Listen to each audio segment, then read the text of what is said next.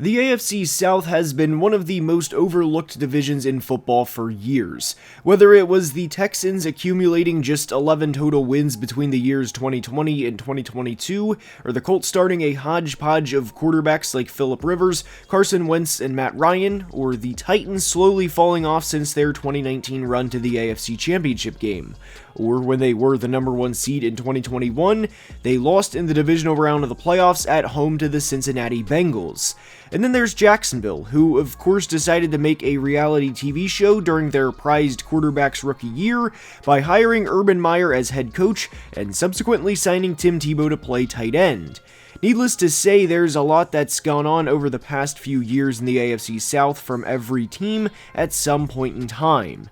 But that was the old AFC South, and the new AFC South is filled with energetic, young quarterbacks, and the future of this division is insanely bright, and it will be one of the most interesting divisions to watch not just in 2024, but for years to come.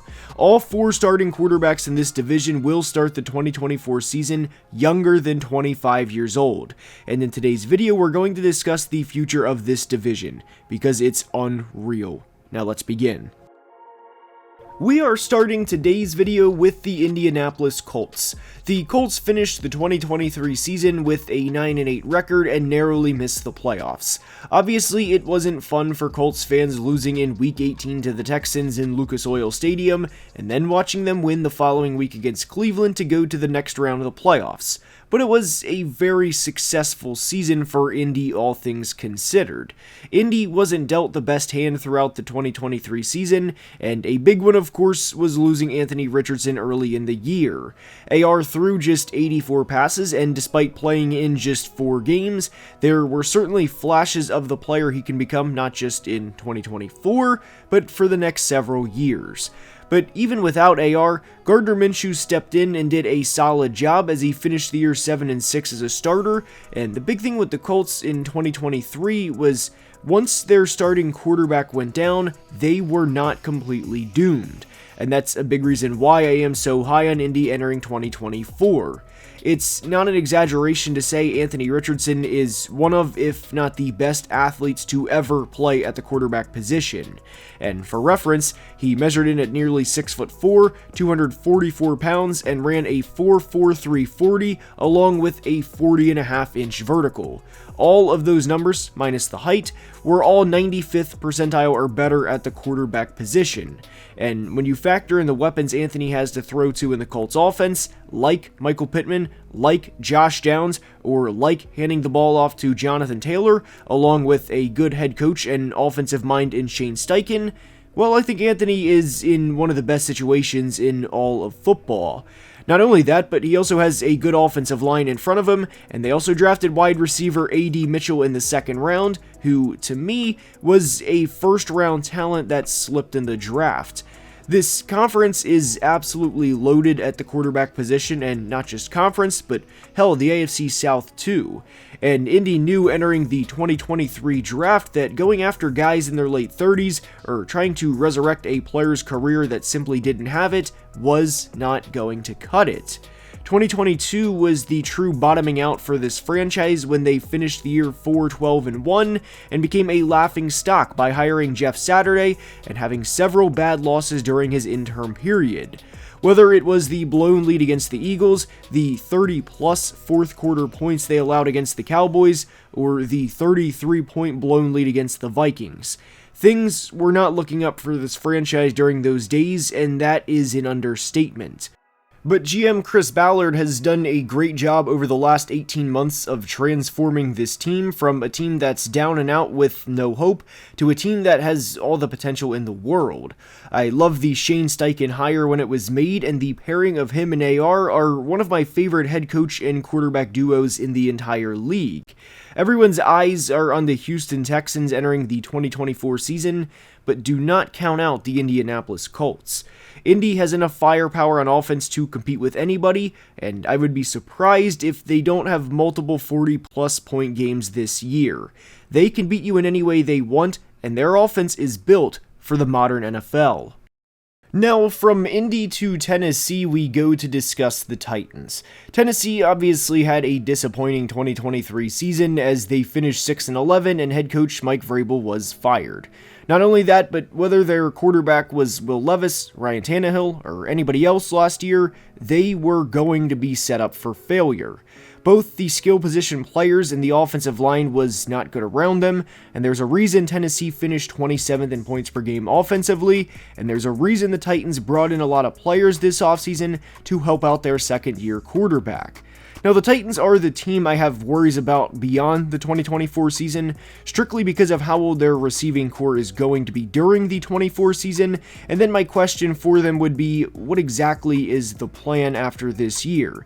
But the reality is, if they have their quarterback of the future, and Will Levis has 25 or 30 touchdowns this year, and has more games like the Falcons won from last year, then receivers will naturally want to come to Tennessee.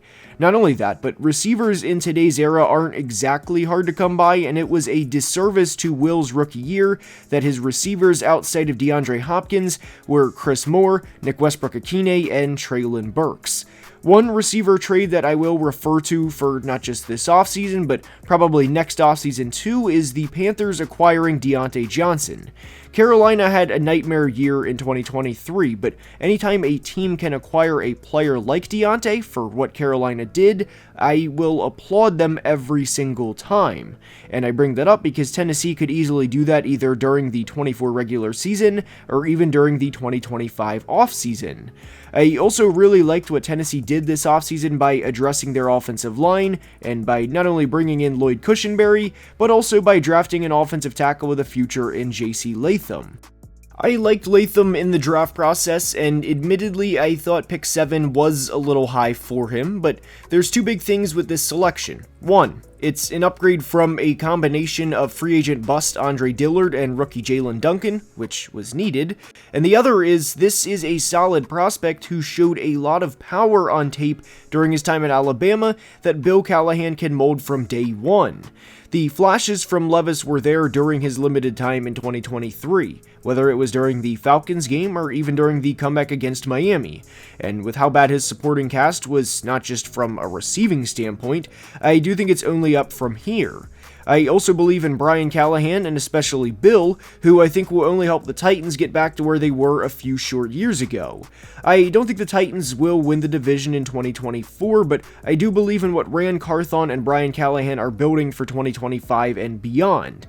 It's also no secret that the Titans will need help at receiver fairly quickly beyond the 24 season, and I do think 2024 will be a stepping stone for what they have envisioned for the next few years. Tennessee will be a thorn in team sides this year. Down to Space City we go to discuss the Houston Texans and projecting what the Texans can be in not just 2024, but beyond 2024 is insanely easy. They just had a rookie head coach and rookie quarterback win the division and win a playoff game in their first year, and this was with a not great run game as they had several offensive linemen hurt throughout the 2023 season. You would have to imagine their run game will only get better moving forward, and that's with a quarterback who could very easily be the MVP of the entire league this year. They also had a third-round rookie receiver go for over 700 yards and 7 touchdowns and miss 6 games in Tank Dell, who very easily could have went for over 1,000 yards last year. Oh yeah, and they added receiver Stephon Diggs this offseason, and the future for this franchise is as bright as it's ever been. We went from Houston being a very clearly rebuilding team to where if you are a Texans believer, you can convince yourself that they can do anything not just in 2024, but for years to come. It also isn't just the Texans offense. I really love the addition of Danielle Hunter this offseason, in which they signed from the Minnesota Vikings in free agency. Danielle signed a 2-year deal, and a lot of it was guaranteed, as he signed a 2-year, $49 million contract, with 48 of the 49 being guaranteed. Now, the reason why I love this contract is, yes, the Texans just signed Nico Collins to a big deal, but the reality is, with the Danielle contract, is they're not going to not be able to pay anybody because of the contract. Not only that, but Daniil will be able to pass some tricks of the trade to Will Anderson, and like we will soon discuss with the Jags, the Texans very much have their pass rushing duo of the future in Will Anderson and Daniil Hunter. The only slight negative for the Texans moving forward, and even this is really a year down the road, is if or when Bobby Slowik leaves to become a head coach somewhere else. I think Bobby is one of the best offensive minds we have in today's game, but the reality is CJ, Tank, Nico, now Stephon Diggs, and everyone else has to make the plays to begin with. So for as good as Bobby Slowik is, the players still have to make the plays. But for the sake of the AFC South, the Texans are built for years to contend. During the 21 and 22 seasons, the Texans were the laughing stock of the division. They had David Culley as head coach one year, and during the final game of the 22 season, they beat the Colts in the final game of the year, which gave the Bears the #1 overall pick, in which they used to trade to the Panthers to rebuild their franchise. There was a point in time where people didn't think the Texans could come out of that, and that would be a sign of things for years to come. But here we are a little over a year later, and the Texans' future is extremely bright, and so is the rest of the AFC South. Now to Jacksonville we go to discuss the Jags situation. We recently discussed Trevor Lawrence in a video about him being one of the quarterbacks being under the most pressure entering the 2024 season. And he is. But that doesn't mean the Jags' future isn't bright or isn't something to look forward to. They signed center Mitch Morse this offseason, and they will have right tackle Anton Harrison entering year 2, who ended the year on a high note. Not only that, but they also drafted LSU receiver Brian Thomas Jr. in the first round to give Trevor another weapon, and while I don't think Christian Kirk and BTJ will be the best duo in the league, I like the potential of the two quite a bit, and I think their skill sets will complement each other well. They also signed Gabe Davis, and admittedly, I'm not the biggest Gabe Davis fan, and to be honest, I don't know who is the biggest Gabe Davis fan, but the point is, Trevor has weapons to work with, and if you are a Trevor Lawrence believer, which I know a lot of people are, you can convince yourself this will work. On a positive note, remember, this team is just a year removed from winning a playoff game and giving the Chiefs a game in Arrowhead in the divisional round of the playoffs. And one thing that I think the Jags will be using as fuel as they enter the 2024 season, and one thing that I think head coach Doug Peterson will hammer home in training camp, is how their 2023 season ended. For a brief point in time, and I mean brief, because if you blinked it was gone, the Jags were the #1 seed in the AFC playoff race, and why this was a big deal, aside from the obvious, was this was after they went into Houston and won, and this was in a game where Trevor Lawrence threw for over 350 yards. Whether you want the quarterback rivalry in the AFC South to be Trevor versus CJ for the next few years, and I generally try to stay away from the word decade because so much changes in the NFL from year to year that predicting a decade from now is almost impossible, but a world where Trevor and CJ duel it out over the next few years is very realistic. But it's not just Trevor and CJ. It can be Levis and AR, or AR and Stroud, or Trevor and Levis. And what also doesn't get discussed a whole lot is the Jags have another former #1 overall pick on their roster in pass rusher Trayvon Walker. Having Trayvon get after all of these quarterbacks, along with Josh Allen and Eric Armstead of course, is going to be must-see TV. The AFC South has the most physically gifted quarterback ever in their division, and he has a very favorable situation to work with. They also have a second-round pick from last year who had nothing to work with, yet threw 4 touchdowns in his debut and led a 2-touchdown come-from-behind win on Monday Night Football against a playoff team. They also have a quarterback who had one of the most impressive rookie seasons in the history of the NFL, especially given how bad Houston was entering his rookie year, yet CJ and company turned the entire franchise around in 1 year. And they also have a quarterback who has flashed at times and is entering a pivotal point in his career, and Trevor will be doing everything in his power to ensure the Jags get back to the playoffs and that he wins another playoff game, and multiple playoff games at that. Are any of the teams in the AFC South going to get to the Super Bowl this year? I don't know, because the path is insanely difficult in that conference. But this division, along with the NFC North, is going to be one of the most fun to watch over the next few years. I hope you enjoyed today's video, and if you did, please like and subscribe, as only about 35% of people watching are subscribed and helps the channel tremendously. Please check out the Football Analysis Podcast, the link is in the description, and I will see you next time. Love you guys.